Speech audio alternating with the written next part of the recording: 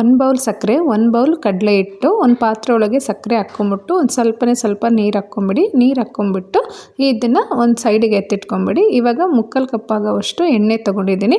ನೀವು ಯಾವ ಎಣ್ಣೆ ಯೂಸ್ ಮಾಡ್ತೀರೋ ಅದನ್ನೇ ತೊಗೊಬೋದು. ಅರ್ಧ ಕಪ್ ಆಗೋವಷ್ಟು ತುಪ್ಪ ತೊಗೊತಿದ್ದೀನಿ. ಎಣ್ಣೆ ಮತ್ತು ತುಪ್ಪ ಎರಡೂ ಮಿಕ್ಸ್ ಮಾಡಿಬಿಟ್ಟು ಇದನ್ನು ಕುದಿಯೋಕೆ ಇಡಬೇಕು. ನೋಡಿರಿ, ಇವಾಗ ಈ ಥರ ಒಂದು ಪಾತ್ರೆಯಲ್ಲಿ ಹಾಕ್ಕೊಂಬಿಡಿ. ಹಾಕ್ಕೊಂಡಾದ್ಮೇಲೆ ಅದನ್ನು ಕೂಡ ಸಪ್ರೇಟಾಗಿ ಬಿಸಿ ಮಾಡೋಕ್ಕಿಡಿ. ಇವಾಗ ಸಕ್ಕರೆ ಮತ್ತು ನೀರನ್ನ ಏನು ಹಾಕ್ಕೊಂಡಿದ್ದೆ ಅದು ಕೂಡ ಕುದಿಲಿಕ್ಕೆ ಇಟ್ಟಿದ್ದೀನಿ. ಎರಡು ಅಟ್ ಎ ಟೈಮೇ ಮಾಡ್ತಿದ್ದೀನಿ. ಇವಾಗ ಹಿಟ್ಟು ಏನು ತೊಗೊಂಡಿದ್ವಿ ಕಡಲೆಬೇಳೆ ಹಿಟ್ಟು, ಅದನ್ನು ಪಾಕದೊಳಗೆ ಹಾಕ್ಕೊಂಡು ಚೆನ್ನಾಗಿ ಈ ಥರ ಕಲಿಸ್ತಾ ಹೋಗಬೇಕು. ಕಲಿಸ್ತಾನೆ ಈ ಕಡೆ ಎಣ್ಣೆ ಮತ್ತು ತುಪ್ಪ ಎರಡೂ ಕಾಯ್ತಿರಬೇಕು. ಕಾಯ್ತಾ ಇರ್ತಕ್ಕಂಥ ಎಣ್ಣೆ ಮತ್ತು ತುಪ್ಪನ ನಾವೇನು ಮಿಕ್ಸ್ ಮಾಡಿದ್ವೋ ಕಡಲೆಬೇಳೆ ಹಿಟ್ಟು ಅದ್ರ ಜೊತೆ ಬಗ್ಗೆ ಹಾಕ್ಕೊಂಡು ಈ ಥರ ಕಲಿಸ್ತಾ ಹೋಗಬೇಕು. ಕಂಟಿನ್ಯೂ ನೀವು ಸ್ಟಿರ್ ಮಾಡ್ತಾನೆ ಇರಬೇಕು. ಸ್ಟಿರ್ ಮಾಡ್ದಂಗೆಲ್ಲ ಅದು ಹಿಟ್ಟು ಹೊಡಿತಾ ಹೋಗುತ್ತೆ.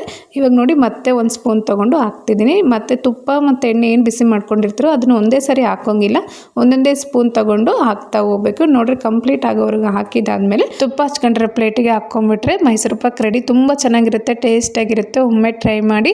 ಇದ್ರದ್ದು ಕರೆಕ್ಟಾಗಿ ಮೆಜರ್ಮೆಂಟ್ ಬೇಕಿತ್ತಪ್ಪ ಅಂದರೆ ಭತ್ತದ ಕನ್ನಡ ಯೂಟ್ಯೂಬ್ ಚಾನಲ್ಗೆ ಬನ್ನಿ, ಅದರಲ್ಲಿ ಕೂಡ ಇದ್ರ ಮೆಜರ್ಮೆಂಟ್ ಸಮೇತನೇ ಹಾಕಿರ್ತೀನಿ. Thank you all.